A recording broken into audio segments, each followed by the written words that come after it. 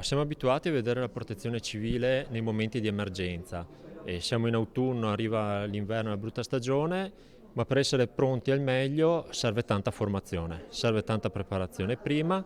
Per garantire l'efficienza della protezione civile, vero fiore all'occhiello del volontariato nell'organizzazione veneta, la provincia di Vicenza mette in campo dei corsi di formazione ad hoc. Si punta alla specializzazione delle competenze. Presentati due percorsi formativi d'eccellenza, uno che affina le ricerche delle persone scomparse, l'altro nato per assicurare la sostenibilità dei vettovagliamenti con la Federazione Italiana Cuochi, una collaborazione completamente inedita.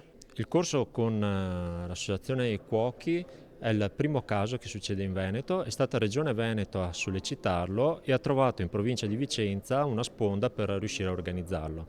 Erano un paio d'anni che ci stavano provando e dal 10 agosto, data di richiesta di Regione Veneto, a ottobre abbiamo iniziato il corso. Curiosità e interesse ha suscitato il corso per la ricerca delle persone scomparse, un'attività molto richiesta dalla prefettura che mobilita oltre le forze di polizia, i vigili del fuoco, il soccorso alpino e speleologico ed altri soggetti come l'Associazione Nazionale Penelope che fornisce sostegno di tipo legale, psicologico, tecnico, oltre che umano.